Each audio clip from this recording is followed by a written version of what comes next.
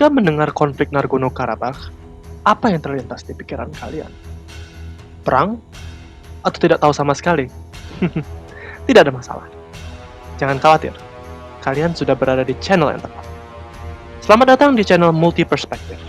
Di sini saya, Bang Netral, akan memandu kalian semua untuk melihat sebuah isu internasional dalam berbagai perspektif. Karena satu pandangan saja tidaklah cukup.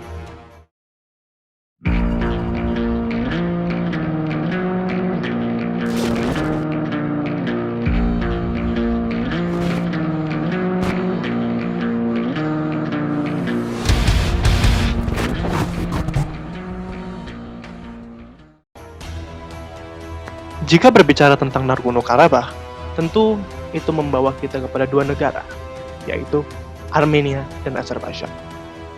Kedua negara tersebut sudah berusaha untuk merebut wilayah Nagorno-Karabakh selama ratusan tahun. Perang terbesar mereka terjadi pada tahun 1988 hingga 1994, ketika Armenia secara sepihak melancarkan agresinya untuk merebut Nagorno-Karabakh. Setelah 6 tahun berperang, Armenia resmi menduduki wilayah Nagorno-Karabakh.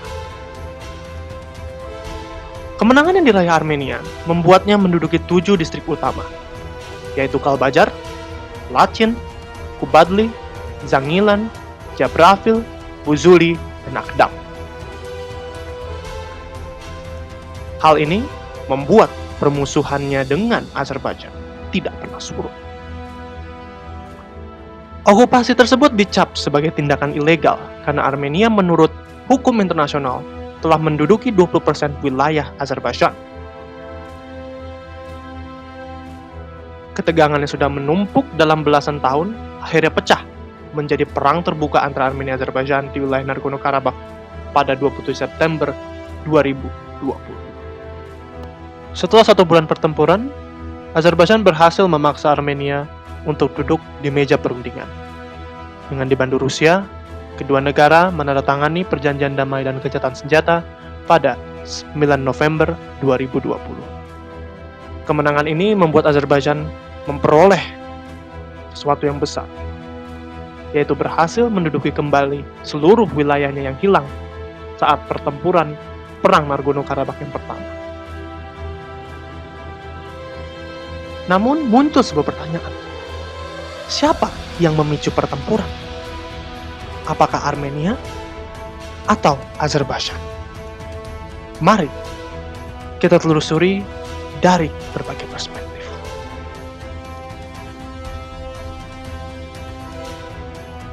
Jika melihat dari perspektif Armenia, Kementerian Pertahanan Armenia menyebutkan jika pertempuran 27 September 2020 dimulai ketika Azerbaijan melancarkan serangan artileri terhadap pemukiman sipil dan kota Stepanakert yang merupakan kota utama di Nagorno-Karabakh.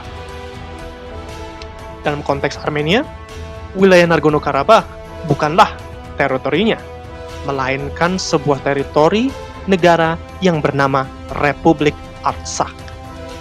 Negara tersebut berdiri dan dideklarasikan atas restu Armenia, namun tidak mendapat pengakuan internasional. Republik Artsakh mendirikan kemiliterannya sendiri dengan bantuan persenjataan Armenia. Meskipun begitu, Armenia tetap memberikan jaminan bantuan militer kepada Republik Artsakh apabila perang kembali terjadi. Jaminan tersebut akhirnya harus dipenuhi Armenia setelah Azerbaijan menurut laporan pemerintah Armenia telah melancarkan serangan besar untuk kembali merebut Nagorno-Karabakh. Pemerintah Armenia pun mendeklarasikan kondisi darurat militer dan memobilisasi penduduknya untuk berperang. Saatnya melihat dari sisi Azerbaijan. Azerbaijan menyebutkan agresi Armenia yang menewaskan 5 warga sipil di hari yang sama, yaitu tanggal 27 September 2020 di wilayah Azerbaijan karena tembakan artileri Armenia menjadi alasan utama mengapa pemerintah Azerbaijan melancarkan serangan balasan berupa operasi militer besar-besaran di seluruh garis gencatan senjata 1994. Garis gencatan senjata ini menunjukkan batas terjauh yang berhasil diraih Armenia ketika pertempuran pertama di tahun 1988 hingga 1994. Presiden Azerbaijan, Ilham Aliyev, mengumumkan kepada masyarakatnya jika negara mereka kembali berperang untuk merebut Nagorno-Karabakh dari Armenia. Di mata Azerbaijan, Republik Artsakh merupakan negara boneka buatan Armenia karena semua populasi dan persenjataan merupakan milik Armenia.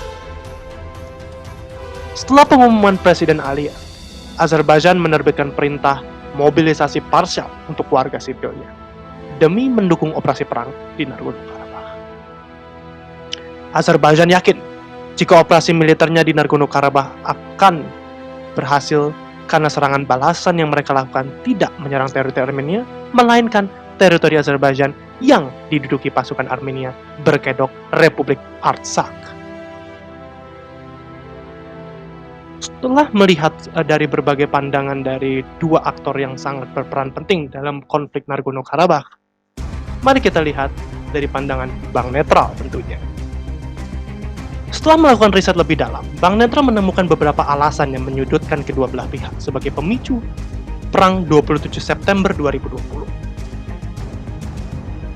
Melihat dari data yang disediakan World Bank atau Bank Dunia, militer Azerbaijan sudah melakukan pembelian senjata besar-besaran dari tahun 2011 hingga 2014 hingga menyentuh angka 13 miliar dolar Amerika Serikat atau setara dengan 181 triliun rupiah. Nilai yang sungguh fantastis, bukan?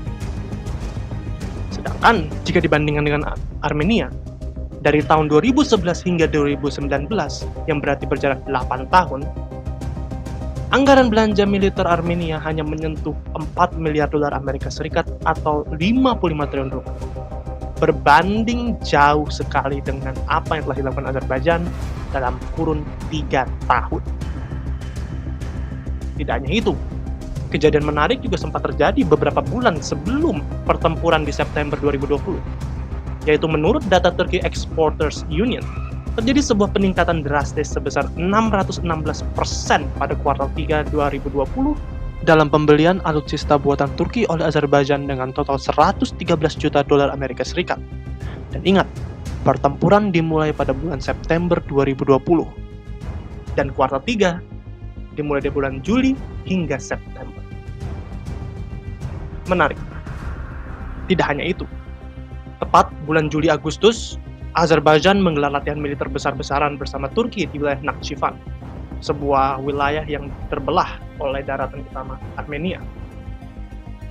Tidak hanya menurut data intelijen dari Federasi Rusia menyebutkan terdapat 10.000 prajurit, 500 kendaraan berat, 300 artileri, dan 50 pesawat tempur serta pesawat nirawak yang dilibatkan dalam latihan tersebut.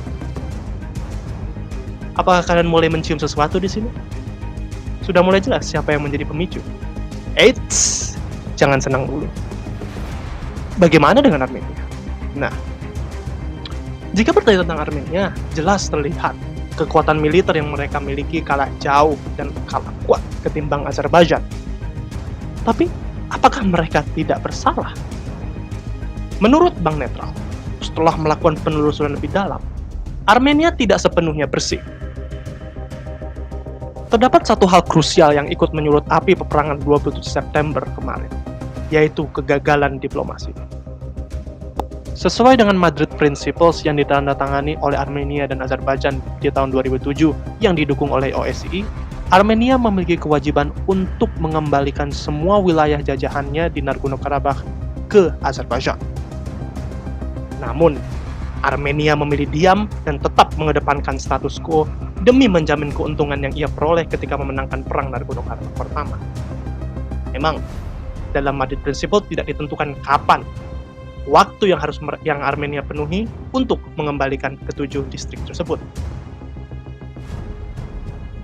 Para ahli percaya hal ini menjadi bensin yang terus menyiram api amarah pemerintah Azerbaijan hingga akhirnya membara menuju perang terbuka pada tanggal 27 September hingga 10 November 2020. Setelah penjelasan tersebut, kira-kira menurut Sobat Multiverse, siapa yang memicu perang di Nagorno-Karabakh baru-baru ini? Apakah Armenia atau Azerbaijan? langsung komen di bawah. Dan Bang Netral di sini juga sangat antusias sekali untuk melihat pandangan-pandangan atau perspektif dari kalian. Jadi jika memiliki pandangan tersendiri, silahkan ditulis di komentar. Dan dapat dipastikan komentar kalian akan dibaca oleh tim multi perspektif, dan siapa tahu mungkin akan dijawab oleh Bang Netral di sebuah video atau di komen itu sendiri. Oke, jangan lupa subscribe, like, dan share video ini ke teman-teman sobat multiverse untuk menambah edukasi tentang isu internasional. Sampai jumpa di konten selanjutnya dan bye-bye.